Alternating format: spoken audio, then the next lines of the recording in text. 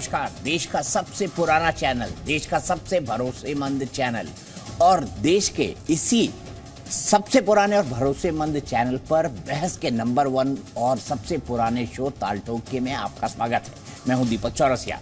श्री रामचरितमानस के नाम पर शुरू हुई ऊंच नीच की लड़ाई के बीच आरएसएस प्रमुख मोहन भागवत ने बड़ा बयान दिया है।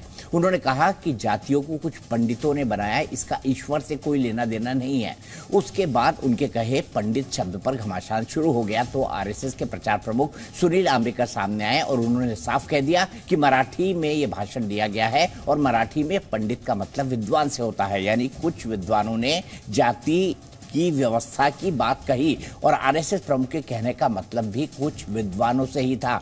दूसरी तरफ मोहन भागवत के बयान के बाद भी समाजवादी पार्टी के स्वामी प्रसाद मौर्य के तेवर ढीले नहीं हुए हैं। उन्होंने एक बार फिर श्री रामचरितमानस से कुछ चौपाइयों को हटाने की बात दोहरा डाली। उनकी पार्टी के मुखिया अखिलेश यादव भी उनके समर्थन में आवाज बुलंद कर रहे हैं। हालांकि वो बार बार ये दोहराना नहीं बोलते कि उन्हें भगवान श्री राम पर और रामचरितमानस पर भरोसा है। यानी एक तरफ तो वो सनातन के सपोर्ट की बात भी करते हैं तो दूसरी तरफ उसी के विरोध में भी स्वर बुलंद करते नजर आते हैं। खास बात यह है कि बीजेपी भी एक तरफ स्वामी और अखिलेश के बयान को समाज बांटने वाला बात कहती है तो दूसरी तरफ जातिगत जनगणना के पक्ष में भी हामी भर रही है। राजनीति के जानकार भागवत के बयान को कहीं ना कहीं भाजपा की बैलेंस पॉलिटिक्स से जोड़कर देख रहे हैं। सवाल ये उठता है कि क्या आरएसएस प्रमुख मोहन भागवत का बयान मंडल के साथ कमंडल वाली राजनीति के बीच संतुलन का इशारा है? क्या बीजेपी को भी जातियों के बंटवारे वाला डर सता रहा है और 2023 से लेकर 2024 में होने वाली चुनाव में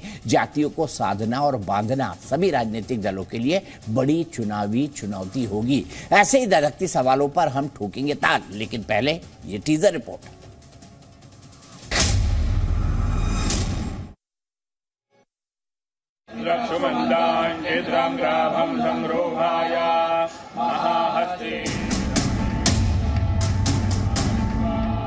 सत्य हाच ईश्वर आहे, कोणीही उच्च नीच नाही।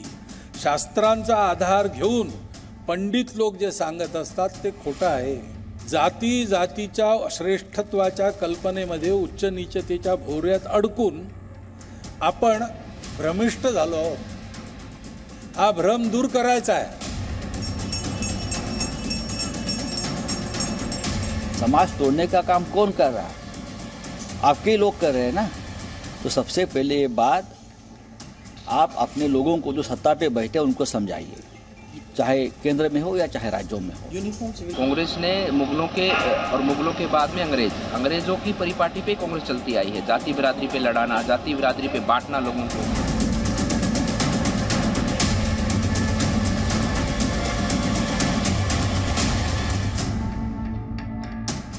पहले बार आरएसएस चीफ ने काम की बात कही, सही बात। जब यही बात चंद्रशेखर यादव और स्वामी प्रसाद मौर्य ने कहा तो पूरे देश के अंदर विरोध खड़ा हुआ। राष्ट्रीय स्वयंसेवक संघ का स्वयंसेवक हूँ और परम पूज्य सरसंघचालक जी जब कोई चीज़ कहते हैं तो एक स्वयंसेवक के नाते हम लोग मार्गदर्शन मानते हैं। जाति जनगणना की जो मांग है उसकी वजह से इस तरह का बयान मजबूर होकर के मोहन भागवत जी को देना पड़ा है। तो अगर वो कुछ कह रहे हैं तो उसके मायने बड़े हैं और सरकार को गंभीरता से विचार करना चाहिए। पंडित अर्थात विद्वान लोग जो जाति आधारित जो बात करते हैं उच्च नीच की, वो झूठ है। ये एग्जैक्ट स्टेटमेंट था डॉक्टर मोहन जी का। विकास और निवेश के मुद्दे से ध्यान हटाने के लिए इस प्रकार की हर साजिश को करेंगे, लेकिन प्रदेश की जनता उनको बहुत महत्व नहीं देने वाली है।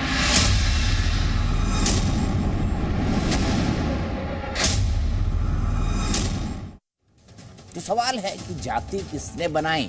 कुछ लोग कहते हैं, जो अगड़ों पिछड़ों की बात करते हैं, जो मंडल की राजनीति करते हैं, उनका मानना है कि जाति व्यवस्था तो लंबे समय से चली आ रही है और पिछड़ी जातियों को, दलितों को, आदिवासियों को दबाया गया बड़ी जातियों के द्वारा। और दूसरी तरफ अब जो गीता ये कहती है कि वर्ण होता है। वर्ण की बात हमारे यहाँ की गई है, कर्म के आधार पर वर्ण, ये गीता में कहा गया है। और बाकी चीज़ों पर क्या ये राजनीति इसलिए हो रही है क्योंकि 2024 के चुनाव में या 2023 के जो चुनाव है वहाँ पर लोगों को जातियों को साधना है, क्योंकि अब तो जाति आधारित पार्टियां जो है प्रमुखता से है और उनका जो चुनावी इक्वेशन है वो जातियों को पर ही टिका होता है। इसी पर बात करने के लिए मेरे साथ जुड़ गए हैं पॉलिटिकल एनालिस्ट और राजनेता अजय आलोक जी, वो मेरे साथ होंगे। मेरे साथ थोड़ी ही देर में जुड़ जाएंगे प्रोफेसर नवल किशोर जो आरजेडी के स्पोक्स पर्सन है, डॉक्टर गंगा साहेब मीना एसोसिएट प्रोफेसर है जेएनयू के, विजय शंकर तिवारी जी वीएचपी के स्पोक्स पर्सन है,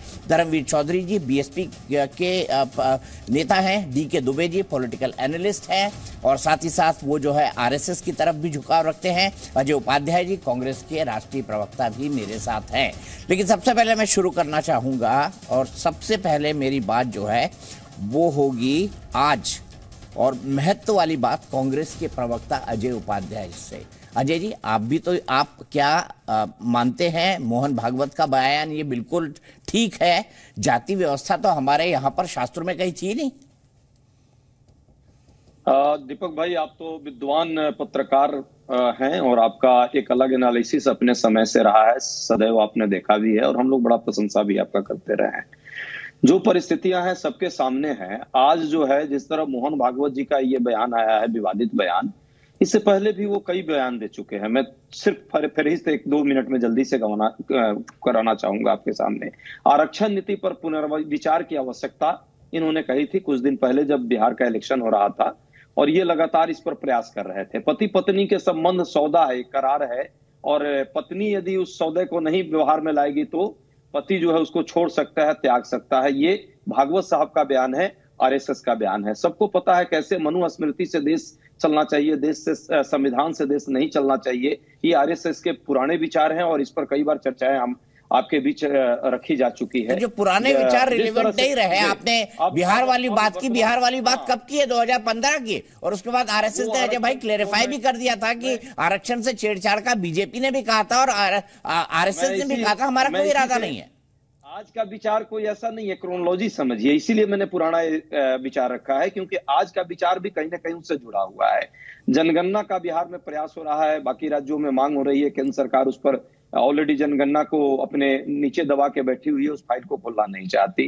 बिहार में इसकी शुरुआत हो गई है, कहीं ना कहीं ये कहानी है। दूसरी तरफ मोहन भागवत जी को जैसे आज कल परसों में आपने देखा होगा आरएसएस के लोगों ने किस तरह डिफेंड किया अडानी को।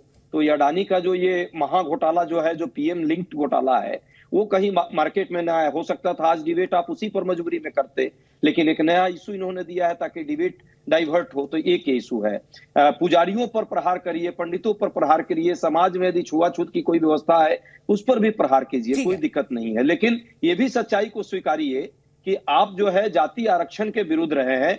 मोहन भागवत जी से जरा पूछिए, जनमानस रामचरितमानस का जो लोग विरोध कर रहे थे उनका हम लोग भी विरोध किए कि ये ठीक नहीं है। तुलसीदास का ही विरोध इन्होंने कर दिया, तो कौन सही कौन बुरा ये तो इनको ही समझना है। कांग्रेस पार्टी का स्पष्ट निर्देश है, स्पष्ट बात है कि भारत के संविधान में जो जातीय व्यवस्था की, जो जाति मूलक जाति विहीन समाज की जो संरचना की बात है, किसी को भी छुआछूत का नहीं, हम उसी को मानते हैं। आरएसएस तो देश के तिरंगा को भी नहीं मानती थी, देश के संविधान को भी नहीं मानती है। कहाँ चले जाते हैं सर ये सब? मतलब मेरे ख्याल से आपने जितने आरोप लगाए इसमें रिलेवेंट कुछ नहीं बचा, क्योंकि आरएसएस इनको कई बार क्लैरिफाई कर चुकी है। कोई बात नहीं, आपका मत है, आपके मत का मैं सम्मान करता हूं। सीधे चलता हूं अजय आलोक जी के पास। अजय आलोक जी, क्या आपको लगता है कि जब 80-20 की काट नहीं मिल रही है, मैं बिल्कुल छूट पॉलिटिक्स की बात करता हूं, तो यह है कि 80 में तोड़ो, जातियां बनाओ, जिसके आधार पर ये ज्यादातर रीजनल पार्टीज बनी हैं। क्या आपको यह प्रयास लगता है इस पूरी मुहिम का, आरजेडी और समाजवादी पार्टी? देखिए दीपक जी, सबसे पहले तो मैं पहली बार आपके साथ बैठ रहा हूं, इसके लिए आपको बहुत बहुत धन्यवाद कि आपने मुझे मौका दिया अपने साथ। मैंने आप जैसे ज्ञानी लोग हमारे साथ जुड़ेंगे तो अच्छा ही होगा अजय भाई, चाहे अजय भाई जुड़े, चाहे दूसरे अजय आलोक जी जुड़े, दोनों अजय हैं, अजय उपाध्याय, अजय आलोक। नहीं, अजय जी मेरे छोटे भाई जैसे हैं, लेकिन मैं आपको एक बात बताता हूं कि जिन 2 पार्टियों का आपने नाम लिया उनका तो आधार ही जाति का है। आज से नहीं, 90 के दशकों से इनका आधार ही जाति का रहा है। तो जाति के आधार को सच्चाई है कि हम झुठला नहीं सकते हैं। अब मोहन जी ने बिल्कुल सही कहा है, जब उन्होंने कहा है कि भगवान ने तो जातियां नहीं बनाई, भगवान ने तो एक इंसान बना के भेजा और इंसान की संख्या बढ़ती गई। संख्या जब बढ़ी तो प्रबुद्ध लोग, जिनको उन्होंने पंडितों से सुशोभित किया कि पंडितों ने जाति बना दी, और उस जाति व्यवस्था का परिणाम हम देख रहे हैं। अजय जी अभी बहुत जोर जोर से कह रहे थे कि हम जाति नहीं मानते हैं, ये नहीं करते हैं, वो नहीं करते हैं। भाई पारसी पिता और ईसाई माता का बेटा खुलेआम कहता है कि मैं जनेऊधारी ब्राह्मण हूं। ये किस पार्टी के नेता ने कहा था? तो जाति तो सब कोई कहीं ना कहीं लेके आते हैं, और आज के परिप्रेक्ष्य में इसको अगर आप देखें तो ये लोग बहुत मिसकैलकुलेट कर रहे हैं, मुझे लग रहा है, क्योंकि ये 90 के दशक का भारत नहीं है। ये तमाम विपक्ष अगर जातियों में तोड़ने की बात कर रहा है, अगड़ी पिछड़ी की बात कर रहा है, तो यहां पे उस व्यक्ति से लड़ाई है जिसके मन में मंडल है, दिल में कमंडल है। अच्छी लाइन कैसे लड़ेंगे ये मोदी जी से उस व्यवस्था को लेके? नहीं, तो उस व्यवस्था को लेके ये मोदी जी से नहीं लड़ सकते हैं। क्या लड़ सकते हैं मोदी जी से? अपील है जब वो जाएंगे लोगों के बीच में। जी खत्म करिए आप। मैं तो कह रहा हूं उस व्यवस्था को लेके नहीं, उस व्यवस्था को लेके ये लड़ नहीं सकते हैं, क्योंकि फिर तो उनकी पिच पे खेलना हो जाएगा ना, जो ये बार बार गलती कर रहे हैं। तो ये काम करने का कोई फायदा नहीं है। देखिए, टाइमिंग बड़ी इंपॉर्टेंट होती है। हर पार्लियामेंट सेशन के पहले, आप 2018 से देखिए, हर पार्लियामेंट सेशन के पहले कोई ना कोई एक मुद्दा आता था। इस बार 4 मुद्दे आए। कभी राफेल आता था, कभी ग्लोबल टाइम्स आता था, कभी पेगासस आता आया। इस बार एक साथ 4 मुद्दे आए। रामचरितमानस भी आया, उसके दोहे भी आए, उसकी पंक्तियां भी आई। इस बार हिंडनबर्ग भी आ गया, इस बार अडानी भी आ गया। तो एक साथ 3-4 मुद्दे ये लोग लेके आ रहे हैं ताकि देश में कैओस फैले। ठीक है, मैं यहीं से बात को आगे बढ़ाता हूं और सीधे चलता हूं इस वक्त प्रोफेसर नवल किशोर जी के पास। नवल किशोर जी, गलत पिच पे खेल रहे हैं, क्योंकि अगर इसमें जो मामला जो है 80-20 की तरफ मुड़ गया, यानी 80% वो लोग जो अब मोटे तौर पर राष्ट्रवाद की विचारधारा से जुड़े हुए हैं और उसके साथ उसके ऊपर विकास का जो है मुलम्मा लगा हुआ है, तो आप कैसे लड़ पाएंगे? क्या गलत पिच पे तो नहीं खेल रहे आप? देखिए, हम तो जो बात कर रहे हैं वो बहुत स्पष्ट है, और आज से नहीं, अभी अजय आलोक जी बात कर रहे थे 90 के दशक का। इनको ये पता ही नहीं है कि 90 की दशक की जो राजनीति थी वो पूरे भारतीय राजनीति के चरित्र को बदल दिया। जिनको बहुत समय तक वंचित रखा गया, जिनकी आवाज को नहीं सुना गया, जो मुख्य धारा से अलग रहे, उनको जब मुख्य धारा में आए तो इनके जैसे लोगों की समस्या हुई। ये जातिगत मानसिकता वाले लोगों के लिए समस्या है 1990 का दशक। जो सामाजिक विकास की बात समझेगा, जो राजनीतिक विकास की बात समझेगा और जो आर्थिक विकास के पृष्ठभूमि में समाज को रखता है, उसे बिल्कुल एक समाज सीधे दिशा में जाता हुआ दिखेगा। अब परेशानी हमारी नहीं है, परेशानी उनकी है जो जातिगत मानसिकता से पूरी तरह से लिप्त है और समय समय पर आकर लिए बोल रहे हैं। ये प्रोफेसर नवल किशोर जी, आपकी पार्टी तो विशुद्ध जाति पर आधारित पार्टी है। 90 के दशक में जब मंडल का उभार हुआ तो आप ही का नारा था, आप ही का नारा था, एमवाय मुस्लिम यादव जुड़ेंगे और नई सामाजिक परिवर्तन करेंगे। कितना बदला उनका भविष्य? ये दीपक चौरसिया जी कहां से बोलते हैं वो उनको मालूम होगा, लेकिन जो 1990 के दशक का सबसे प्रमुख सवाल था जिसके आधार पर समाज में परिवर्तन हुआ, वो मंडल कमीशन को लागू किया गया, जिसको 1955 से लेकर और 1990 तक रोक के रखा गया था। उस बहुसंख्यक समाज को मुख्य धारा में आने का मौका मिला। आप उनसे पूछिए जो लोग सड़क पे उतर के मंडल के विरोध में खड़े थे और उसका विरोध कर रहे थे, जबकि वो जानते थे कि ये संवैधानिक उपचार के रूप में और उसको सुप्रीम कोर्ट का मान्यता मिला 1993 में, उनसे पूछा जाना चाहिए कि वो कुछ बुद्धि ठीक है, अब मान नहीं रहे भैया। मैं कहां से बोलता हूं? मैं वही बोलता हूं जो मैंने देखा, महसूस किया पिछले 3 दशक में और जो मेरे आंखों के सामने हुआ। यह हकीकत है कि जाति के आधार पर पॉलिटिकल पार्टी बनी है। प्रधानमंत्री मोदी ने एक बड़ी बात कही है, उन्होंने विपक्षी नेताओं पर हमला बोला है। मोदी ने कहा है, प्रधानमंत्री नरेंद्र मोदी ने, कि झूठ एक ना एक दिन जरूर हारता है। इस समय कर्नाटक के तुमकुर में प्रधानमंत्री मोदी बोल रहे हैं, सुनिए। जब नेशन फर्स्ट, राष्ट्र प्रथम, इस भावना से काम होता है तो सफलता भी जरूर मिलती है। बीते 8 वर्षों में हमने एक तरफ सरकारी फैक्ट्रियां, सरकारी डिफेंस कंपनियों के कामकाज में सुधार किया, उनको ताकतवर बनाया, वहीं दूसरी तरफ प्राइवेट सेक्टर के लिए भी दरवाजे खोले। इससे कितना लाभ हुआ वो हम यही HAL है जिसे बहाना बनाकर हमारी सरकार पर तरह तरह के झूठे आरोप लगाए गए। यही है। तो प्रधानमंत्री कह रहे हैं कि झूठ एक ना एक दिन जरूर हारता है। नेशन फर्स्ट, उन्होंने बिना नाम लिए राफेल कंट्रोवर्सी का जिक्र किया और कहा था कि HAL को कॉन्ट्रैक्ट से जानबूझकर वंचित रखा गया, कुछ लोगों को फायदा देने के लिए। आज वहीं पर इतनी बड़ी हेलीकॉप्टर फैक्ट्री का उद्घाटन हो रहा है। Nation first. सीधे DK दुबे जी के पास चलता हूं। DK दुबे जी, जो नैरेटिव RJD ने रामचरितमानस के खिलाफ बनाया, जो समाजवादी पार्टी ने बनाया, प्रधानमंत्री कहते हैं अपनी लाइन में नेशन फर्स्ट। मैं आपसे जानना चाहता हूं, क्या इसके सामने जो नया कार्ड चलने की कोशिश हो रही है, मंडल या अगड़ा पिछड़ा, क्या वो चल पाएगा? और RSS प्रमुख के इस बयान को आप कैसे लेते हैं?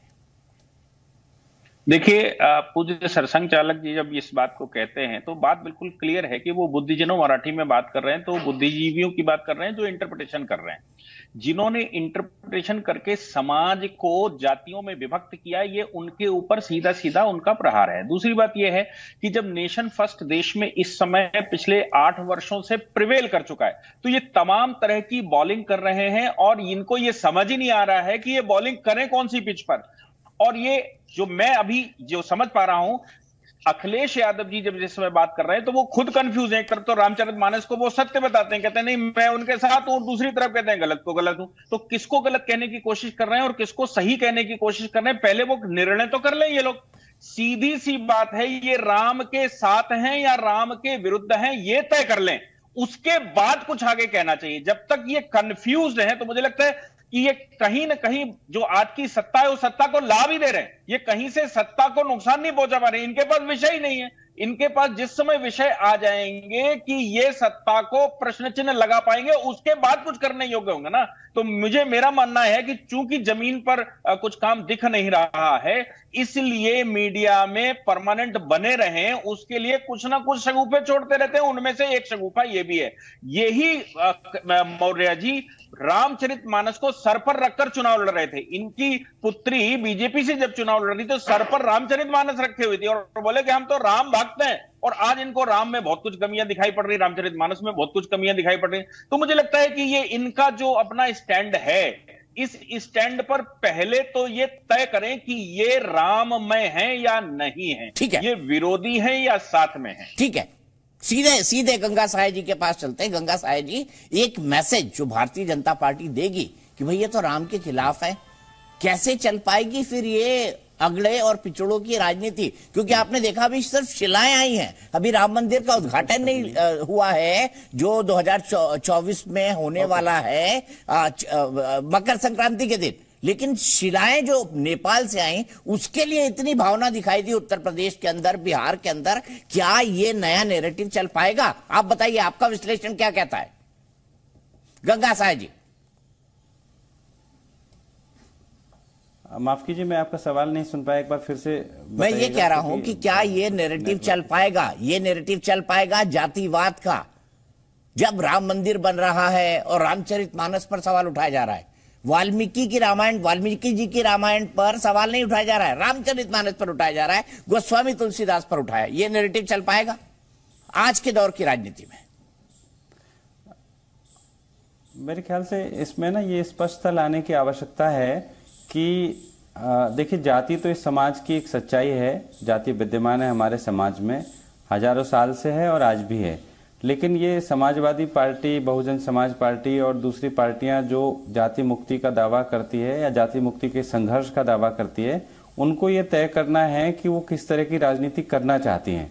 अगर वे बीजेपी को फॉलो करते हुए धर्म और जाति के बनने की राजनीति, एक जाति की 2 तरह की राजनीति होती है, एक जातियों में बांटने की राजनीति, एक जाति मुक्ति की राजनीति। तो अब जाति से मुक्त करने की राजनीति तो पहले जाति को स्वीकार करना होगा, और जैसे डॉक्टर अंबेडकर ने जाति मुक्त समाज बनाने के लिए संघर्ष किया, वैसे अगर उस संघर्ष के रास्ते चल सकते हैं तो मेरे ख्याल से जाति मुक्ति का संघर्ष तो तब तक, जब तक कि समाज में जातियां खत्म नहीं हो जाती, तब तक रिलेवेंट बना रहेगा, प्रासंगिक बना रहेगा, और उस पर राजनीति की जा सकती है। क्या जातियों पर जो पार्टी बनी है उन्होंने जाति मुक्ति के लिए काम किया है? गंगा साहब जी एक लाइन में जवाब दीजिए। उन्होंने शुरू में काम किया है इस पे, बाद में उनका मुख्य संघर्ष इस चीज के लिए रहेगा कैसे हम सत्ता में बने रहे। बिल्कुल ठीक, यही से बढ़ते हैं धर्मवीर जी, यही आरोप आप पर है, यही आरोप आप पर है कि आपने बना तो नहीं, लेकिन बाद में आपकी राजनीति जाति खत्म करना नहीं, यही रह गई कि कैसे सत्ता में बने रहे। बिल्कुल गलत गलत गलत दीपक जी। मैं मोहन भागवत जी के इस बयान का स्वागत करूंगा, लेकिन मैं मोहन भागवत जी से ये पुनः अपील करूंगा कि वो अपने जितने भी शाखाएं लगती हैं उसमें अगर मनु स्मृति की किताबों की अगर वो प्रतियां जलवाएं और ये सुनिश्चित करें कि ये दलित समाज के लोग इस देश में जो प्रताड़ित हुए हैं, आज दलित समाज का आंकलन आप करेंगे तो 97% दलितों के पास में इस देश में 1 इंच भी जमीन नहीं है। इसका जिम्मेदार कौन है? इसका जिम्मेदार ये जो वर्तमान की और पूर्व की सरकारें हैं दीपक जी, वो है। आपकी सरकार भी तो रही इतने सालों, बहुजन समाज पार्टी की, आपने कितने दलितों को जमीन दिला दी? जरा धर्मवीर जी ये भी बता दीजिए। बताता हूं दीपक जी, बताता हूं। बहन कुमारी मायावती जी ने अपने शासन काल में सबसे ज्यादा भूमिहीनों को, हम किसी दलित की बात नहीं करते हैं, बहुजन समाज पार्टी सब समाज की बात करती है, और सबसे ज्यादा पट्टे काटने का काम आदरणीय बहन कुमारी मायावती जी ने किया, और हमने पट्टे ही नहीं काटे। बहन कुमारी मायावती जी ने, चाहे वो किसी भी जाति और धर्म का गरीब था, उसको 2 कमरे के मकान निःशुल्क बना के दिए दीपक जी। सर्व समाज की बात करने लगे आप एकदम से दलितों की राजनीति करते करते, ये परिवर्तन या ये कहां से होगा? चलिए मैं फिर आऊंगा आपके पास, विजय शंकर तिवारी जी के पास चलता हूँ। विजय शंकर तिवारी जी, जो दावा धर्मवीर जी कर रहे हैं वो सही है? नहीं, तो धर्मवीर जी जो बात कर रहे हैं वो अपनी पार्टी, चूंकि राजनीतिक पार्टी है, वो बात कर रहे हैं, लेकिन मैं ये कह रहा हूं कि उन्होंने कहा कि मनुस्मृति की प्रतियां वो शाखा में जलावें, तो मैं ये कहता हूं कि अभी 24 आयतें इस प्रकार की निकाली हैं ऐसे पंडितों ने कि जो समाज के लिए, देश के लिए ठीक नहीं है। क्या हमारे बसपा के जो प्रवक्ता हैं जो बात कर रहे थे, क्या वो कह सकने की स्थिति में है, कह सकने की हिम्मत है उनके अंदर कि 24 आयतें ऐसी वो निकाली जाए? नहीं तो ये जो अभी शब्द प्रयोग किया उन्होंने मनुस्मृति के लिए, वो हम करेंगे, वो नहीं कह सकते हैं, क्योंकि उनका एक सीधा एजेंडा है। अभी आप बात कर रहे थे, 1 मिनट दीपक जी, 1 मिनट मैं बात कर लेता हूं। श्री राम जन्मभूमि का आंदोलन सारे देश को जोड़ने का काम उसने किया है, और चूंकि भगवान श्री राम का अपना जीवन ऐसा था, उन्होंने जो नगर में रहते हैं, जो वन में रहते हैं, जो कहीं भी रहते हैं, उनको एक साथ उन्होंने जोड़ा था। 14 वर्ष लगाए उन्होंने सबको, पूरे समाज को जोड़ने के लिए। वो उनका एक जीवंत जीवन है जो सबके सामने, और देश को भी उसने जोड़ा। श्री राम जन्मभूमि का जब आंदोलन चला तब सारा देश एक साथ जुड़ा। अभी निधि समर्पण अभियान का जब आंदोलन अभियान चला तो सारा देश एक साथ जुड़ा। 13.5 करोड़ परिवार, यानी 60 करोड़ से अधिक हिंदू समाज के लोगों ने भगवान श्री राम के भव्य मंदिर के लिए अपना समर्पण दिया है। इसलिए सारा देश जुड़ा है राम मंदिर के लिए, धर्म से जुड़ा है।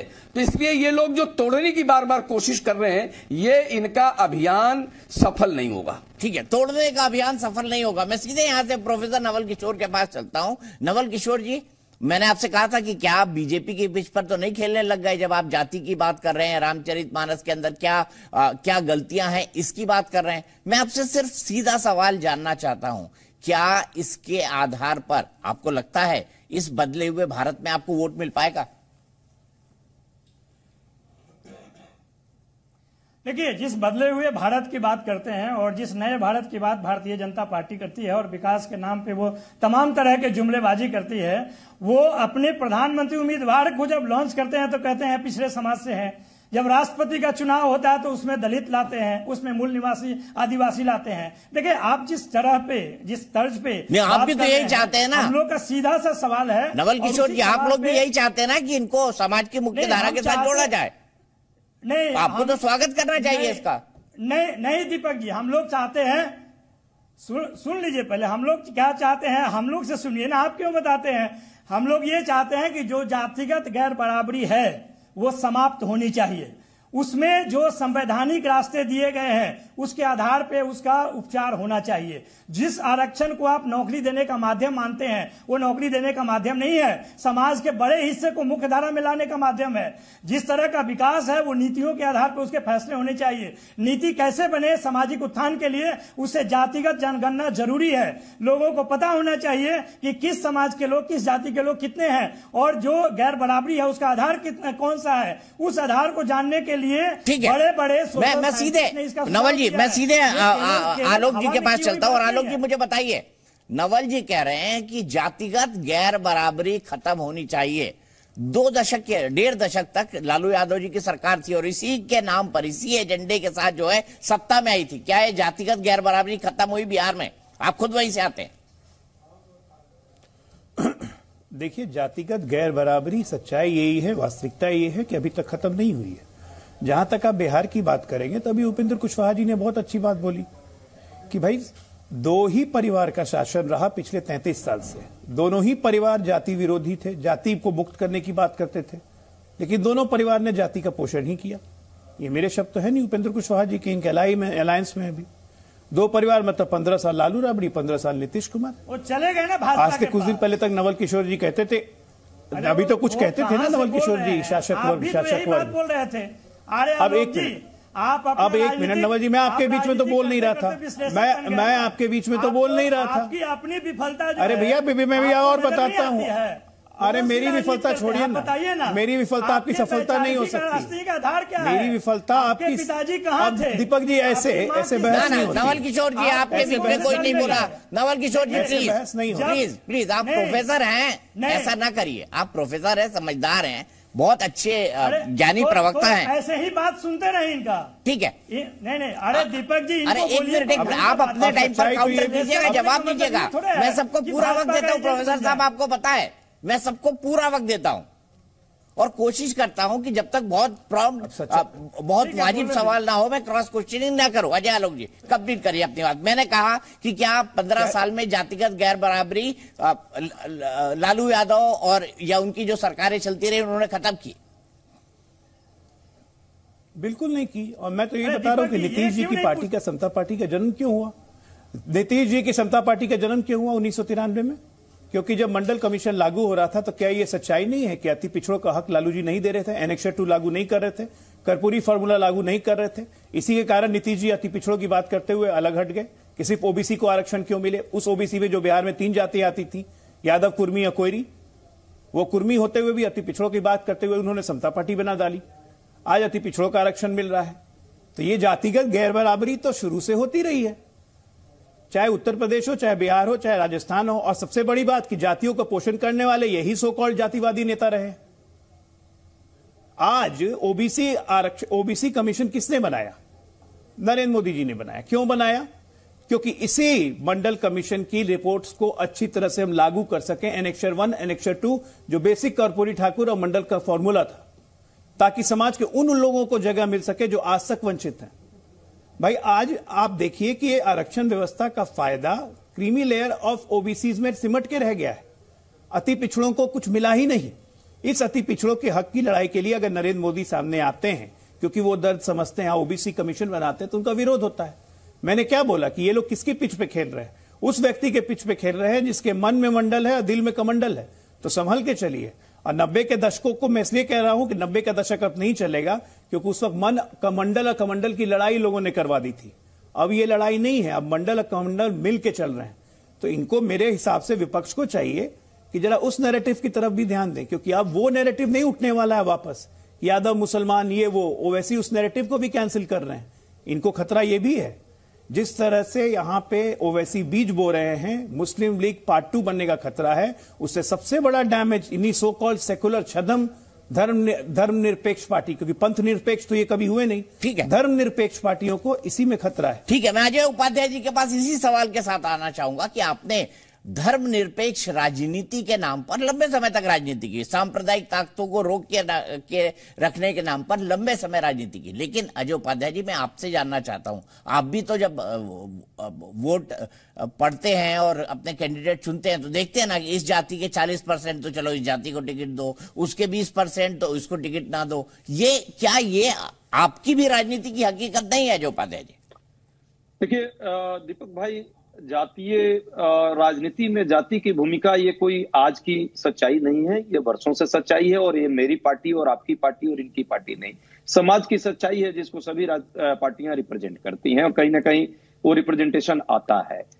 लेकिन जो आज का प्रश्न है, जिस तरह से पंडित और पुजारियों के कंधे पर बंदूक चला डाल करके और जिस तरह साजिश की जा रही है पूरे डिस्कोर्स को चेंज करने का, चाहे वो अडानी वाले इशू को चेंज करें, चाहे जातीय जनगणना के इशू को चेंज करें, या यूं कहें कि रामचरितमानस बनाम जो है तुलसीदास की लड़ाई एक नई डायरेक्शन में ले जाने का प्रयास है। तुलसीदास जी ब्राह्मण थे, इसका मतलब जातीय जब पंडितों की बात आएगी तो उन पर भी प्रश्न कर दिया है भागवत साहब ने।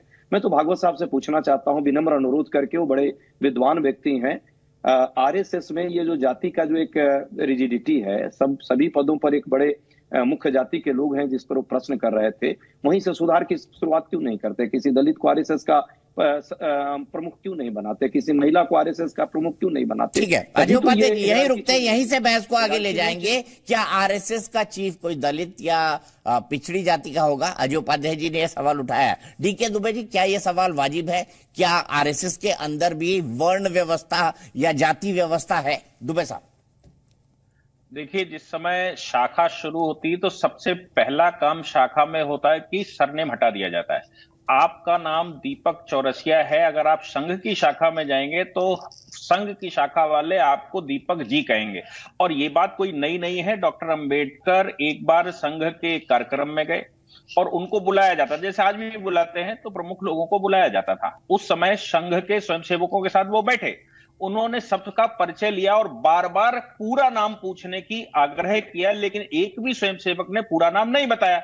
तब डॉक्टर अंबेडकर ने उस समय कहा था कि हम आपके काम से संतुष्ट हैं, आप जो जाति व्यवस्था खत्म करने का काम कर रहे हैं और बिना जाति का नाम लिए जो कार्य कर रहे हैं वो देश का भविष्य है, लेकिन हम बहुत असंतुष्ट इसलिए हैं क्योंकि आपकी स्पीड बहुत स्लो है, आप राजनीतिक दल नहीं हैं। तब संघ ने कहा था कि हम राजनीतिक दल हो नहीं सकते, हम समाज में काम कर रहे हैं और समाज की कुरीतियों को समाप्त करना हमारा उद्देश्य है। इसलिए संघ में कौन किस दायित्व पर जाता है इसमें उसकी जाति जानते भी नहीं है। अगर हमसे पूछेंगे कि मोहन भागवत जी को क्या कहते हैं तो संघ की शाखा में मोहन जी ही बोले जाते हैं। आप लोग सभी लोग ढूंढकर उनका सरनेम ढूंढ कर ले आते हैं और समाज में बोलते हैं, लेकिन संघ की शाखा में उनको केवल मोहन जी कहा जाता है। इसलिए ये जो प्रहार है कि नहीं उसमें ये जाति वो जाति, हम जब जाति को मानते ही नहीं है, जाति का व्रत ही नहीं देते हैं, आप लाखों लोगों को ऐसा सुनेंगे कि वार्ता होते समय उनको जीवन पर्यंत नहीं मालूम होता कि सामने वाला किस जाति का है। एक भंडारे में भोजन करते हैं, एक शिविर में रहते हैं, एक शिविर में एक सा कार्य करते हैं और किसी प्रकार का भेदभाव रखते ही नहीं है। ठीक है, तो वहां पर ये हटा दो और वो ला दो, ये तो प्रश्न ही नहीं पैदा होता। अजय उपाध्याय जी, दुबे साहब ने आपकी पूरी थ्योरी को नेस्तनाबूद कर दिया।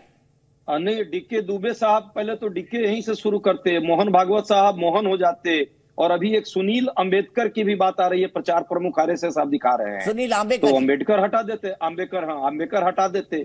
ये सब कहने के लिए ये झूठ का दिखावा और सिद्धांत की बात अलग है, सच्चाई सबको पता है कि आप क्या कर रहे हैं। अंदर बात करना और बाहर दूसरे क्या बात करते हैं, इन दोनों में फर्क है। आप उनको अंबेडकर कहते हैं, हम उनको सुनील जी कहते हैं। विशेष का भाजपा पर कब्जा है और ये हाथी के दांत अलग है और खाने के और दिखाने के। ये सब बंद कीजिए, सच्चाई को स्वीकारिए। एक महिला रिप्रेजेंटेशन आपके यहाँ नहीं है, एक मध्यम वर्गीय और छोटी जातियों के लोगों का नहीं है, एक दलित का नहीं रिप्रेजेंटेशन है। जिस दिन दीजिएगा उस दिन ये लंबा भाषण दीजिएगा, ये उनकी सेविका प्रमुख होती है, सच्चाई स्वीकार। आपको जब मालूम है तो उस विषय पर क्यों चर्चा करना? आप पहले संघ की शाखा में आइए और समझिए कि अंदर कैसे चलता है। कभी मुस्लिमों को कभी टारगेट करते हैं, कभी दलितों को टारगेट करते हैं, कभी पिछड़े और अब्राह्मणों में लड़वाने का काम करते हैं। ये क्या किया है इससे? ठीक है, मैं यहाँ से चलता हूँ, लेकिन उपाध्याय जी डीके दुबे जी का क्या तर्क है? वो कह रहे हैं कि हमारे यहाँ तो एक पूरी की पूरी विंग है, राष्ट्र सेविका समिति, जो महिला विंग है, और उनका प्रमुख सरसंघ चालक की तरह ही उस तरह का होता है। और डीके जी मुझे बताइए कि राष्ट्र सेविका समिति के कुल कितने सदस्य हैं? क्योंकि राहुल जी ने भी ये सवाल उठाया था कि महिला है ही नहीं आरएसएस से नीचे तक। जैसे देखिए, जैसे एक अखिल भारतीय टोली है, फिर क्षेत्रीय टोलियां हैं, फिर प्रांतीय टोलियां हैं, और फिर उसके बाद विभागीय, जिला और नीचे नगर तक टोलियां हैं। पूरा का पूरा स्ट्रक्चर वैसा ही है जैसा संघ का स्ट्रक्चर है, सेविका समिति का वैसा ही स्ट्रक्चर है, और वही उनके, और वो स्वतंत्र है अपना काम करने के लिए। और उस पूरे पार्टी का हेड होना, दोनों दो चीजें हैं। महिला विंग एक बना लेना और पूरे उस संगठन का हेड नहीं, महिला विंग नहीं है, संघ की महिला विंग नहीं है, महिलाओं का एक संगठन है पूरा। क्यों इतना महिला विंग संघ की होना, और संघ का एक संगठन होगा सेविका समिति, और वो स्वतंत्र है, जिसको संघ किसी प्रकार का इंस्ट्रक्शन नहीं देता है। संबंध महिलाओं के साथ आप लोगों का ऐसा निगेटिव अप्रोच क्यों है? क्यों बता रहे हैं पूरा का पूरा? अजय उपाध्याय जी वो बता रहे हैं पूरा का पूरा संगठन है। ये सब दिखाने के दांत का तो रहा हूं कि हाथी के दांत हैं इनके। अरे भाई साहब, आप आइए संघ की शाखा में, आपको सब कुछ मिलेगा। एक बार आकर आप भेंट तो करिए, लेकिन जब आप दूर से बैठकर पहले से मनोस्थिति बनाकर बात करना शुरू करेंगे तो आपको क्या समझ आने वाला है? चरित्र में कहीं ना कहीं अपने विचार को थोप करके और भाजपा के डायरेक्शन को ले जाना चाहते हैं। आज देश में जब भी राष्ट्रीय समस्या आएगी, अजय जी यही रुकते हैं 10 सेकंड आगे बात करेंगे। आगे बहुत वक्त है हमारे पास, बहुत वक्त है हमारे पास। धर्मवीर जी हाथ उठा रहे। धर्मवीर जी बताइए, ये कह रहे हैं कि हमारा महिला विंग नहीं है, हमारा तो पूरा का पूरा महिलाओं का संगठन है, राष्ट्र सेविका समिति के नाम से। आप अजय उपाध्याय जी से इत्तेफाक रखते हैं जो वो कह रहे हैं? दीपक जी, जो मोहन भागवत जी के बयान के संदर्भ में मैं इस बात को कहना चाहूंगा कि आप लोकतंत्र में वोट की ताकत को समझिए। ये वोट की ताकत जब समझ में आएगी ना, तो ये जाति व्यवस्था एकदम चिड़िया की तरह फुर हो जाएगी, ऊंच नीच की व्यवस्था। आज 24 का चुनाव आने वाला है, एक पार्टी है जो शूद्र बनाना चाहती है दलितों को, 5000 साल पुरानी व्यवस्था में ले जाना चाहते हैं। मैं मोहन भागवत जी के बयान का और डबल स्वागत करता कि मोहन भागवत जी कहते कि मेरे बाद में इस कुर्सी पर कोई दलित समाज का व्यक्ति बैठेगा, आरएसएस का प्रमुख बन करके। लेकिन दुर्भाग्य देश का और इस व्यवस्था का है कि इसमें संत रविदास जी की बात को नहीं मानते हैं, सिर्फ संत रविदास जी को मानते हैं। रामायण वाल्मीकि में जो बातें लिखी हैं उसको नहीं मानते हैं, सिर्फ रामायण को मानते हैं। बाबा साहब ने जिस समतामूलक समाज की स्थापना के लिए आजीवन संघर्ष किया और जो संविधान में व्यवस्था की उन्होंने, उसको नहीं मानेंगे। लेकिन बाबा साहब की फोटो लगा करके अभी 2022 के चुनाव हुए, अभी 2022 के चुनाव हुए, कितने वोट मिले उत्तर प्रदेश में आपको? दीपक चौरसिया जी, कितने आप बोल रहे हैं ना वोट की ताकत, कितने वोट मिले आपको बता दीजिए मुझे। पार्टी देश की तीसरे नंबर की बड़ी पार्टी है और ये बाबा साहब का मिशन मूवमेंट है, महापुरुषों का मिशन मूवमेंट है। धर्मवीर चौधरी, हम अखिलेश यादव की तरह नहीं है कि हमने, अखिलेश यादव जी ने, बहन कुमारी मायावती जी ने भदोही जिले का नाम संत रविदास नगर रखा था, लेकिन उन्होंने आकर के संत रविदास जी का नाम भी मिटा दिया और जिले का नाम भी मिटा दिया। तो ये जो इनकी नेताओं की कथनी करनी में अंतर है, चाहे वो मोहन भागवत जी हो और चाहे वो प्रधानमंत्री जी हो और चाहे अखिलेश यादव हो और चाहे वो एक भगोड़ा स्वामी प्रसाद मौर्य हो, इनकी कथनी करनी में जमीन आसमान का अंतर है। ठीक है, अजय आलोक जी एक पॉलिटिकल बात सीखना चाहूंगा। धर्मवीर चौधरी जी कह रहे हैं कि वोट की ताकत को लोकतंत्र में समझे। वो कह रहे हैं कि जाति समता मूलक समाज बनाने के लिए उन्होंने बहुत संघर्ष किया और एक बार सत्ता में भी आए, लेकिन क्या वोट मिल रहे हैं अब इनको, बहुजन समाज पार्टी वालों को? देखिए दीपक जी, बहन जी बिल्कुल सत्ता में आई, एक बार स्वयं अपने बहुमत पे आई, लेकिन उस सत्ता 5 साल में क्या हुए? 3.5 से 4 lakh cases schedule caste act पे लगा के लोगों पे लगाए गए, जिसके कारण बाकी समाज को प्रताड़ना हुई। और बहन जी ने एडमिट भी किया उस चुनाव 2012 के बाद कि ऐसी कम्युनिटी पे जितने चार्जेस लगाए गए फर्जी तरीके से, वो हमारी पार्टी को, हमारे से नुकसान हुआ। निश्चित तौर पे बहुजन समाज पार्टी भी दलितों के मूवमेंट के लिए बाबा साहब जिस पार्टी का और कर रहे हैं राजनीतिक विश्लेषक के रूप में, अरे मैं जिस पार्टी का ये बताइए चक्कर है कि लोग सुनना ही नहीं चाहते हैं। दिक्कत ये है, सिद्धांतों से समझौता बहन जी ने खुद कहा था भाई, मैंने नहीं कहा था। वो लात मार दी। चौधरी जी, धर्मवीर जी सुनिए, बहन कुमारी मायावती, अरे धर्मवीर जी, बहन जी ने तो सबके साथ सरकार चलाई है। चरित्र को आप पढ़ लीजिए। उन्होंने तो भाजपा के साथ भी सरकार चलाई, अखिलेश के साथ भी सरकार चलाई, चाहे कुर्सी बड़ी हो और चाहे छोटी हो। बहन जी ने तो सबके साथ सरकार चलाई है, और चाहे मुख्यमंत्री की कुर्सी को लात मार। बहन जी ने तो सभी के साथ सरकार चलाई।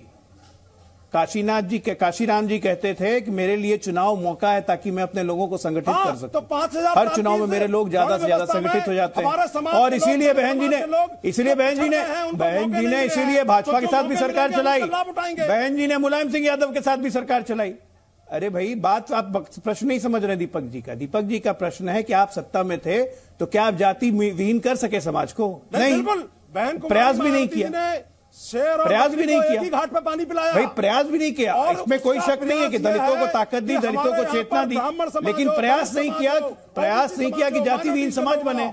सबका उतना ही सम्मान। सच्चाई यही है दीपक जी कि हम लोग यहाँ पे जो चर्चा कर रहे हैं, रुक जाइए, जाति विहीन समाज कोई नहीं बनाएगा। ऐसा ना करिए दीपक जी, धर्मवीर जी, ऐसा ना करिए सर, हर के बीच में मत बोलिए। अजय आलोक जी कंक्लूड करिए। नहीं, कोई प्रवचन देगा और मैं उसका प्रवचन सुनना मैं कह रहा हूँ सर, आपका भी प्रवचन लोगों ने सुना, नहीं दे रहा हूँ। क्या ये सच्चाई नहीं है? प्रवचन सुनाए लोगों ने। अरे आप मुझे, क्या ये सच्चाई नहीं है कि बहन जी ने सरकार चलाई, भाजपा के साथ भी बहन जी ने सरकार चलाई, बिल्कुल अखिलेश यादव, मुलायम सिंह यादव के साथ भी 3-3, 4-4 बार मुख्यमंत्री रही उत्तर प्रदेश जैसे बड़े सूबे की। लेकिन सच्चाई है कि फेस वैल्यू, चेहरा नहीं बदल सका। और ये भी सच्चाई है कि हर राजनीतिक दल सब कोई बोलेगा कि हम जाति विहीन समाज चाहते हैं, लेकिन जब चुनाव आते हैं तो उसी जातियों के तिकड़म से टिकट भी मिलता है, उसी जातियों के समीकरण से चुनाव भी लड़े जाते हैं। आज भी हम लोग जो बात कर रहे हैं कि 80 को तोड़ो 20 एक तरफा रहेगा, आज भी आज हम तो ब्रॉडर प्रोस्पेक्टिव में बात कर रहे हैं। हम मान के चल रहे हैं कि 20 नहीं टूटने वाले हैं, कि 20 एक तरफा जाएगा। अब ये 80 को तोड़ना है ताकि भाजपा को हटा सको। 80 को तोड़ो जाति लगा के। ठीक है, दिक्कत यहाँ ये है ना, अभी आज तो कैनवस बड़ा हो गया दीपक जी आपका। यानी बहुसंख्यकों को जाति के आधार पर बांट दो। क्या आपकी राजनीति की यही कुंजी है नवल किशोर जी? देखिए दीपक जी, आपने बहुत बड़ी बड़ी बात कही, लेकिन मैं तो सिर्फ आपसे कुछ सवाल पूछते हैं, आप बोलने ही नहीं देते हैं। मैं सिर्फ आपसे पूछ रहा हूं, अभी आपने बोला और यह भी बताया कि संघ ने जातियों को खत्म करने का काम करती है, वो नाम टाइटल भी नहीं लगाती है। इतना सीरियसली काम करने के बावजूद भी लगभग 100 साल होने जा रहा है। आपने सवाल पूछा कि संघ ने जातियों को खत्म क्यों नहीं कर पाया। आज उनको पता चलता है कि जाति किसने बनाया और वो गलत था। जिस चीज को वो मानते हैं वो क्या करते हैं, कभी उनको सिर्फ सत्ता चाहिए और उसका लाभ चाहिए, और एक दल के पीछे खड़ा होकर उसका मुखर रूप से बात करते हैं। जहां तक अजय आलोक को इतना समय से सुन रहे हैं, उनको खुद तो पूछ लीजिए कि क्या वो बसपा में नहीं गए, लोजपा में नहीं गए, जदयू में नहीं गए, क्या वो भाजपा में नहीं जानने वाले हैं? आप किस तरह की बात करते हैं? आप जब भी कोई बात रखें तो उस अपना भी राजनीति उसमें रखेंगे। आप सोच क्या रखते हैं? आप राजनीतिक विश्लेषक के रूप में बैठे हैं इसलिए कि आप भाजपा की बात कर सकें और वहां पर स्थान तलाश सकें। सही बात बोलिए, शर्म आती है क्या सही बात करने में? जहां तक जाति का सवाल है, सिर्फ 15 साल में क्यों देखते हैं कि 1990 और 2005 के बीच में जातियां क्यों नहीं खत्म हुई? आपको पूछना चाहिए कि 1947 के बाद जब संविधान बना उस समय से लेकर अभी तक जातियां क्यों नहीं खत्म हुई? कौन कौन जिम्मेदार है? ये सवाल हो सकता है दीपक जी, किसी एक को टारगेट करके। ये तो भाजपा और संघ का अपना चरित्र है। आप कैसे पूछने लगे कि केवल वही दल जो ओरिजिनल पार्टी है, जो कि वास्तव में ओरिजिनल पार्टी है, वो विकास की बात करती है, जातिगत गैर बराबरी की बात करती है, वह विकास की पैमाने को देखती है और वहां पे खड़ी रहती है। और ऐसा नहीं है कि जातियों की बात करती है और जातिगत गैर बराबरी के आधार को नहीं मानती है। वो जहां तक भाजपा है, जब भी उसको जरूरत होगा जातियों का नाम लेगा, लेकिन जब भी उसको गोलबंदी करनी होगी धर्म के आधार पे अगरा पिछड़ा को एक करने का कोशिश करेगी। और यही कारण है कि मंडल के समय भाजपा सरकार को गिराई, वीपी सिंह सरकार को उसने गिराया। जब कर्पूरी ठाकुर लागू कर रहे थे तो यही भाजपा वाले लोग सदन के अंदर में कह रहे थे कि आरक्षण नीति कहां के आई, और उस तरह का जलील करने वाला बात कर रहे थे। आप बात करते हैं जाति तोड़ने की। जो वर्चस्व में है जिसका स्थान ऊपर है वो जातियों को क्यों नहीं तोड़ा? क्योंकि उसको उससे फायदा है, आज भी फायदा है। सामाजिक शक्ति किसी भी तुलना में आर्थिक शक्ति से ऊपर है। अब देखिए नवल किशोर जी, मैंने आपको बिना टोके लगभग 3 मिनट के आसपास बोलने दिया, आप मुझ पे ही आरोप लगा रहे हैं। भाई मैं लोगों का व्यू रख के आपसे सवाल पूछ रहा हूं। धन्यवाद, बहुत बहुत धन्यवाद दीपक जी। और मैं सिर्फ इतना कहना चाहता हूं कि मेरी आप सबसे रिक्वेस्ट है, मैं सबको बोलने का मौका देता हूं, एक दूसरे पे मत बोलिए, क्योंकि 90% ये होता है कि दोनों जब एक दूसरे पे चिल्ला रहे होते हैं दर्शक कुछ सुन नहीं पाते। ठीक है, एक बार कर लीजिए, 2 बार कर लीजिए, लगातार मत करिए। मैं सीधे डीके दुबे जी के पास आता हूं। दुबे जी मुझे बताइए, नवल किशोर जी का यह कहना है कि भाई हमने तो समतामूलक समाज बनाया, जाति विहीन नहीं कर पाए। अगर मोहन भागवत जी को ये पता था तो क्या उन्होंने इसको हटाने के लिए कोई कोशिश की? बताइए दुबे जी, क्या कोई कोशिश की आरएसएस ने कि जाति वाला समाज जो है समतामूलक समाज बन जाए? भाई देखिए, संघ के पूरे रेजोल्यूशन है, संघ के सरसंघ चालकों, कोई मोहन जी पहली बार ऐसा नहीं कह रहे, संघ के लगभग सभी सरसंघ चालकों ने आह्वान किया है और यहां तक कहा है कि अगर छुआछूत अपराध नहीं, पाप नहीं है तो दुनिया में कोई दूसरा पाप है ही नहीं। ये संघ का आह्वान था। इसलिए संघ के विषय में ऐसा सोचना कि वो जाति समाप्त नहीं करना चाहता, ये निराधार है, क्योंकि संघ बस्तियों में काम करता है। आपको पता है कि संघ की शाखाएं जो बटी होती हैं, शाखा में बस्ती सा बटा होता है और बस्ती सा लोगों को काम दायित्व दिया जाता है और कहा जाता है कि बस्तियों में जाकर भोजन करना है, बस्तियों में रहना है, बस्तियों में जितना समय दिया जा सकता है उतना समय बस्तियों में देना है, ताकि बस्ती के अंदर अगर कोई भावना पैदा हो गई तो वो भावना समाप्त करना हमारा काम है। वो तो जो समाज कर रहा है, पॉलिटिकल पार्टियां कर रही हैं, वो कर ही रही हैं, लेकिन उनको समाप्त करना हमारा काम है। ये शुरू से संघ का आह्वान रहा है। इसीलिए मैंने आपको डॉक्टर अंबेडकर की घटना, पूरी की पूरी घटना सुनाई। अगर इनमें से कोई भी कह सकता है कि वो घटना ठीक नहीं है तो दिल पर हाथ रख के कहे कि वो घटना ठीक नहीं है। दूसरी बात, जब ये जाति की बात करते हैं तो डॉक्टर अंबेडकर की बहस को इनको पढ़ना चाहिए। आर्टिकल 15(4) की, जब आर्टिकल 15 की बहस हो रही थी तो ये कहा गया कि भाई जो पिछड़ा समाज है उसके उत्थान के लिए काम करना है। तो डॉक्टर अंबेडकर ने कहा बिल्कुल करना होगा, उनका रिप्रेजेंटेशन पार्लियामेंट में आना चाहिए ताकि सभी को समतामूलक समाज बने। तो लोगों ने कहा कि नहीं, आरक्षण देना चाहिए और वो आरक्षण जातियों का नाम इसमें लिख दो। डॉक्टर साहब ने कहा कि जाति अगर लिखी जाएगी तो हम जातियों को कभी समाप्त नहीं कर पाएंगे, जातियों को पहचान देंगे, इसलिए जाति के नाम से कोई आरक्षण नहीं दिया जाएगा। उसके लिए एक कमीशन बैठेगा, वो कमीशन अपना एक क्राइटेरिया तय करेगा और उस क्राइटेरिया के अनुसार जो लोग भी उसमें आ रहे होंगे उनका एक शेड्यूल बनाया जाएगा। उस शेड्यूल में जो जातियां आ रही होंगी उनको आरक्षण का लाभ मिलेगा, जो नहीं आ रही होंगी उनको आरक्षण का लाभ नहीं मिलेगा और समय समय पर कमीशन उस पर अपना क्राइटेरिया तय करेगा। आज भी यही व्यवस्था लागू है। कभी कोई जाति शेड्यूल कास्ट में आ जाती है, कोई जाति कभी ओबीसी में चली जाती है। क्यों? क्योंकि डॉक्टर साहब जातियों को पहचान नहीं देना चाहते थे और ये जो पॉलिटिकल पार्टी चलाने वाले लोग हैं ये जातियों को पहचान देके जाति के साथ राजनीति करने की कोशिश कर रहे हैं।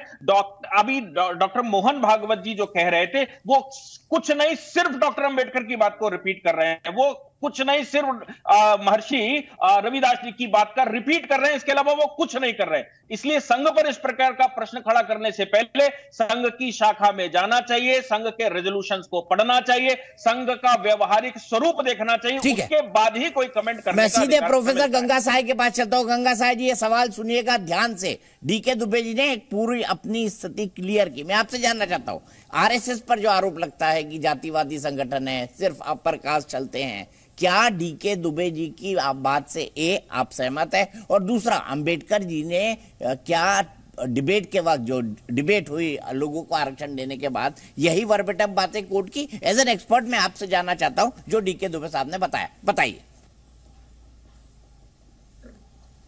देखिए, सभी लोग अपने अपने संगठन के बारे में अच्छा बताने की कोशिश करते हैं। एक तो यहाँ आज की बातचीत से स्पष्ट हो गया, सभी लोग चाहे जिस भी पक्ष में बात रख रहे हो, लेकिन ये स्पष्ट हो गया जो जिसको हम कई दिन से नकार रहे थे कि जाति व्यवस्था है कि नहीं, तो ये स्पष्ट हो गया कि जाति व्यवस्था है, पहले भी थी, अभी भी है। ये जो पिछड़े और दलित जातियों के संगठन बने, इससे जाति व्यवस्था खत्म तो नहीं हो पाई, लेकिन इन जातियों को में मजबूती आई और जाति व्यवस्था आज भी है और बड़े स्तर पर है। इसका प्रमाण दो मैं आपको उदाहरण दे करके बताऊंगा। एक तो ये कि हिंदी और अंग्रेजी के अखबार उठा करके देखिए, अंग्रेजी के अखबारों में भी, यानी जो देश के सबसे एलीट और पढ़े लिखे लोग हैं वो भी ये अग्रवाल कन्या चाहिए और ये चतुर्वेदी वर चाहिए, वहां पर भी ये विज्ञापन है। और सफाई कर्मचारियों की जाति देखिए, इस देश में जितने सफाई कर्मचारी वो किस समुदाय के हैं, और डॉक्टर अंबेडकर का नाम लेकर के कह रहे हैं डॉक्टर अंबेडकर अगर इनके संगठन से इतने प्रभावित होते तो उनको जरूर वो संगठन ज्वाइन करना चाहिए था। लेकिन उन्होंने तो ये घोषणा की कि मैं इस धर्म में पैदा जरूर हुआ हूं लेकिन इसमें मरूंगा नहीं, और उन्होंने एक धर्म का चुनाव किया और उस धर्म की दीक्षा ली और उसमें प्रतिज्ञाएं ली। आप उन 22 प्रतिज्ञाओं को पढ़िए तो एक संगठन विशेष का और डॉक्टर अंबेडकर के विजन का फर्क आपको समझ में आ जाएगा। और निश्चित तौर पे संविधान सभा की बहसें हम सबको पढ़नी चाहिए ये जानने के लिए कि ये देश आज ऐसा है तो क्यों है, और हमारे राष्ट्र निर्माता कैसा देश बनाना चाहते थे। तो इस दिशा में डॉक्टर अंबेडकर और विभिन्न संगठनों के मतभेद हैं वो भी सामने आ जाएंगे और सारी की सारी तस्वीर क्लियर हो जाएगी। ठीक है, मैं सीधे अजय आलोक जी के पास चलता हूँ। अजय आलोक जी, गंगा साय जी ने एक परसेप्शन दिया, लेकिन सवाल ये है कि जब से जाति के आधार, आज से नहीं 75 साल पे जाति की आधारित राजनीति है। अब सवाल ये है कि अगर ये जातियां जो है शास्त्रों में नहीं बनी, वेदों में नहीं बनी, कुछ जानकार लोगों ने बना दी अपनी सुविधा के अनुसार, तो जाति आई कहां से? और जातिवाद का इतना प्रचार इस देश में कैसा हुआ है कि जाति के आधार पर पॉलिटिकल पार्टी भी बनने लगी? देखिए, इसका तो इतिहास बहुत पुराना है दीपक जी, लेकिन उसके पहले मैं जरा अपने मित्र आरजेडी के प्रवक्ता को कहना चाहूंगा कि जब बहस हो रही हो तो उसको व्यक्तिगत तौर पे मत लाइए कि मैं कहां जगह पाना चाहता हूं, क्योंकि आपकी कृपा से तो मुझे जगह मिलेगी नहीं। मैं अपनी जगह पे हूं, इसलिए मेरी चिंता छोड़ के विषय पे रहे तो ज्यादा बेहतर होगा। हर बार की इनकी आदत हो गई है जो खराब लगता है, दर्शक इनको सब बोलते हैं लेकिन इनको समझ में नहीं आता है। खैर, एनीवे, अंबेडकर साहब की अगर आप बात करें तो अंबेडकर साहब का मूलतः विरोध अगर सबसे पहले किसी से हुआ तो महात्मा गांधी से हुआ।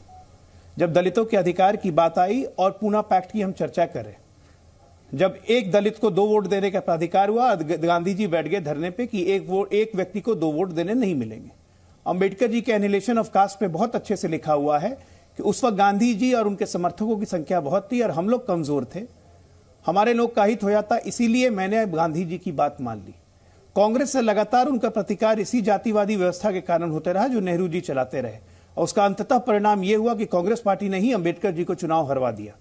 उनकी आरएसएस उस वक्त भी थी, आरएसएस से कभी वैचारिक मतभेद उतने गहरे नहीं रहे जितनी कि उनके वैचारिक मतभेद हमेशा कांग्रेस पार्टी से रहे, क्योंकि जातिवादी व्यवस्था वहां पे हावी थी, इसमें कोई शक नहीं है। और आज की तारीख में यथार्थ यही है कि जातिवादी व्यवस्था है और रहेगी, लोग अपने अपने हिसाब से तोड़ते हैं। लेकिन 90 और आज के दशक में मैं फर्क यही बताता हूं जो यथार्थ की राजनीति में है कि आज की तारीख में भारतीय जनता पार्टी का नेतृत्व एक ऐसा व्यक्ति कर रहा है, मैं फिर कह रहा हूं, जिसके दिमाग में मंडल है, दिल में कमंडल है। तो इसीलिए ये जाति की व्यवस्था उन पे लागू नहीं होगी। आज आप कोई ऐसे व्यवस्था से नहीं लड़ रहे हैं जिसका नेतृत्व कोई अति पिछड़ा या कोई फॉरवर्ड या कोई ब्राह्मण कर रहा है। आज हर चीज, देश की हर कमांड आज पिछड़ों के हाथ में है, अति पिछड़ों के हाथ में है। तब किस बात की चिढ़ है? और वो सबके लिए काम कर रहा है, किसी एक परिवार के लिए काम नहीं कर रहा है, क्योंकि बाकी जितने पिछड़ों की राजनीति, अति पिछड़ों की राजनीति करने वाले लोग हैं इस देश में, चाहे पार्टियां हैं, वो तो परिवार सेंट्रिक पार्टी हो गई। चाहे आप उत्तर प्रदेश देख लीजिए, चाहे आप बिहार देख लीजिए, चाहे आप तमिलनाडु देख लीजिए, कहीं भी एक ही परिवार का शासन चल रहा है। तो ये व्यवस्था बदल रही है, यहां पे जाति व्यवस्था नहीं, परिवार व्यवस्था चेंज हो रहा है, इसी का कष्ट है। ठीक है, अजय उपाध्याय जी, मैं सीधे आपके पास आता हूं। बड़ा गंभीर आरोप लगाया अजय आलोक जी ने कि भाई सबसे ज्यादा मतभेद तो अंबेडकर जी के कांग्रेस से थे, और ये हकीकत है, हिस्ट्री में ये बात दर्ज है। यहां तक कि कांग्रेस ने एक बार अंबेडकर जी को इलेक्शन हरवाया था, लेकिन अब उनके नाम की राजनीति ही कांग्रेस पार्टी करती है। सवाल है क्यों? देखिए दीपक जी, पहले तो ये गलत प्रमाण बार बार दिया जाता है, कोट किया जाता है कि कांग्रेस ने हरवाया था। 2 राजनीतिक पार्टी थी, कांग्रेस चुनाव लड़ रही थी और अंबेडकर साहब भी किसी और पार्टी से लड़ रहे थे। कांग्रेस की जीत हुई थी, कांग्रेस ने हरवाया नहीं। सुनिए ना। दूसरी बात, बाद में उन्हीं अंबेडकर साहब को लॉ मिनिस्टर भी कांग्रेस ने ही बनवाया था, भाजपा की सरकार, आरएसएस की सरकार नहीं थी उस समय। एक बात डीके दुबे बार बार कह रहे हैं आरएसएस से उनकी समानता की बात।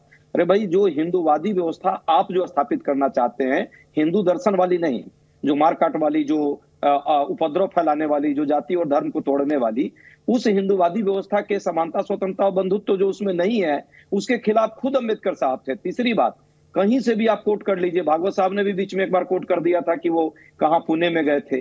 कहीं गए होते तो उनका उस समय अखबारों में होता, कहीं भाजपा के आरएसएस के कहीं संग्रह में होता, अम्बेडकर साहब खुद अपने किताबों में लिखे होते, कहीं नहीं लिखे। इसलिए अपने बातों को, तर्कों को, कुतर्कों को उनके साथ जोड़ करके ये लोग बार बार प्रयास करते हैं। जहां तक आलोक भाई ने कही है, बड़े भाई समान है, बड़ा सम्मान इनका करता हूं और मैं भी इस बात को मानता हूं कि व्यक्तिगत प्रहार किसी पर भी नहीं होना चाहिए। डिबेट का एक कल्चर अपना है, उनकी अपनी सोच है। हाँ, ये जरूर है कि जिस वैचारिक आधार को वो बिलोंग करते हैं उस पर हम जरूर प्रश्न करेंगे कि वो जिस विचारधारा की वो बात कर रहे हैं। अरे भाई, देश में सरकार किसी की नहीं चल रही है आलोक भाई, ये सरकार तो सिर्फ 2 लोगों की चल रही है, सबको पता है। और 2 लोगों में अब और एक प्रधानमंत्री जी हैं और दूसरा अडानी जी हैं, तीसरा तो कोई है ही नहीं यहाँ। आप कह रहे हैं कि कोई परिवार वाला चला रहा है, कोई ये चला रहा है, कोई नहीं चला रहा है। अब सिर्फ 2 लोग हैं, एक राजनीतिज्ञ है, दूसरा उनका मित्र बिजनेसमैन है। और आज जो आप पे डिबेट कर रहे हैं इसीलिए कर पा रहे हैं क्योंकि उन पर ये डिबेट नहीं हो पाएगा। दीपक भाई को मजबूर किया गया होगा कि वो डिबेट उधर न जाए। उपाध्याय जी, 8 बजे मैं उसी पर डिबेट कर रहा हूँ 8 बजे मैं उसी पर डिबेट कर रहा हूँ और मैं आपकी पार्टी से ऑलरेडी गेस्ट मांग चुका हूँ। तो हम क्या कर सकते हैं, क्या नहीं कर सकते? कृपया उस पर ऐसी टिप्पणी ना करें जो कुछ ही घंटों बाद गलत साबित होने वाली है। विजय शंकर तिवारी जी, मेरा आपसे सवाल है। आपने अजय उपाध्याय जी का सुना कि भाई देखिए, आप लोग तो जो है जो राजनीति हो रही है उन्होंने एक विशुद्ध राजनीतिक बात की, लेकिन मैं एक यहाँ पर राइडर देना चाहता हूँ। आपने एक पुस्तक का जिक्र किया, मजहबी पुस्तक का, लेकिन मैं ये कहना चाहता हूँ हम सभी का सम्मान करते हैं। और विजय शंकर जी, मैं रिक्वेस्ट करूंगा कि आप किसी भी मतलब धर्म ग्रंथ या मजहबी ग्रंथ या रिलीजियस उसके बारे में हम कोई ऐसी टिप्पणी ना करें जिससे किसी की सेंटिमेंट हर्ट हो। लेकिन मैं सिर्फ यही कहना चाहता हूँ कि आपके विचार थे, लेकिन सवाल यहाँ पर यह बड़ा खड़ा होता है विजय शंकर जी कि ये जो परिस्थितियां देश के अंदर बनी है रामचरितमानस को लेकर, गोस्वामी तुलसीदास जी के बारे में जो प्रचार चल रहा है, कि ये यही प्रचार महर्षि वाल्मीकि के बारे में क्यों नहीं हुआ? देखो, क्या कि इनका एक एजेंडा है, एक परसेप्शन देश का बनाना चाहते हैं और उस एजेंडा और परसेप्शन को लेकर के ही समाज में जो विश्व बमन कर रहे हैं, ऐसे बीज का रोपण कर रहे हैं कि समाज दूरी जाए। महर्षि वाल्मीकि जी और भगवान राम, उनका आप देखिए ना कि भगवान श्री राम के ऊपर एक लांछन लगाया वहां के एक उनकी प्रजा ने, तो उन्होंने क्या किया, अपनी पत्नी सीता गर्भवती थी, उनको कितना बड़ा विश्वास था महर्षि वाल्मीकि जी पर कि उनके पास भेजा कि वहां पर हमारे बच्चे भी अच्छे शिक्षित हो जाएंगे, मेरी पत्नी भी वहां पर सुरक्षित रहेगी, इतने विश्वास के साथ भेजा। अगर ये विमर्श खड़ा करते तो समाज में जो विभेद खड़ा किया जा रहा है, जो विभेद पैदा किया जा रहा है, वो नहीं होता। लेकिन एक बात अंत में मैं कहना चाहूंगा कि ये भाषण से, डिबेट से, इस प्रकार के विमर्श से ये जो असमानता है वो दूर नहीं होने वाली है। दूर होगी वैसे जैसे संघ परिषद, इस प्रकार के संगठन लाखों लाख ऐसी परियोजनाएं जमीन पर चला रहे हैं कि जो हमारा वंचित समाज है, जो पीछे रह गया है, उनको स्किल्ड करके, उनकी सेवा करके, उनको खड़ा करके उनको आगे लाया जाए, तभी ये जो विभेद है ये दूर होगा। जड़ में काम करना, जमीन पर काम करना, ये सिद्धांत लेकर संघ और उनके जो संघ परिवार के जो संगठन हैं, जो परिवार के संगठन, वो काम कर रहे हैं। इसलिए अब इनका ये तुरुप का पत्ता है, ये चलने वाला नहीं विभेद का, क्योंकि समाज अब समझ चुका है कि ये केवल भाषण करते हैं। प्रोफेसर साहब, प्रोफेसर नवल किशोर जी, और मैं इसके बाद एक कंक्लूडिंग कमेंट लूंगा। मैं आपसे जानना चाहता हूं, बताइए आपका ये तुरुप का इक्का चलेगा नहीं? आपने चला लिया बहुत साल, आपने चला लिया 1990 के दशक में, अब 2023 आ गया है, दुनिया बदल गई है। देखिए, हम तो 1990 से 2005 तक सरकार में थे, उसके बाद प्रमुख विपक्ष रहे, आज सरकार में है। हम नहीं है, जनता है जिसकी राजनीति करते हैं। जो वैचारिकी है वो खत्म नहीं हो सकती है, नंबर 1। नंबर 2, देखिए जिस जाति की आप बात करते हैं और अम्बेडकर की चर्चा करते हैं, तो सबसे महत्वपूर्ण वाक्य जो अम्बेडकर का है जाति पर, उन्होंने कहा कि ये ऐसा व्यवस्था है, एक बहुमंजिला इमारत की तरह है जिसमें खिड़की दरवाजे तो हैं लेकिन सीढ़ियां नहीं है। ये संघ परिवार वाले लोग जो इस तरह की बड़ी बड़ी बातें करते हैं, आज तक सीढ़ी तो बना नहीं पाए। ठीक है, क्या सीढ़ी नहीं बना पाया संघ? दुबे जी 20 सेकंड में प्लीज मुझे कंक्लूड करना है। देखिए, मेरा मानना यह है कि इनके पास वैचारिक रूप से कुछ बचा नहीं है। देश में परिस्थितियां बदल चुकी हैं। 2014 में बिल्कुल तय हो चुका है और इस समय भारत में पिछड़ा प्रधानमंत्री है जिसको जो सबको लेकर साथ में चलता है। इसलिए इनके पास कोई धरातल पर बचे नहीं, लड़ें क्या? ठीक है, यहीं पर हम रुकेंगे आज की बहस में, इतना ही। लेकिन आप एक बात समझिएगा, ये बहस अभी यहाँ खत्म होने वाली नहीं है, क्योंकि 2023 का सेमीफाइनल है और 2024 में लोकसभा चुनावों का फाइनल है। ऐसे में ये मुद्दा यहाँ खत्म होने वाला नहीं है।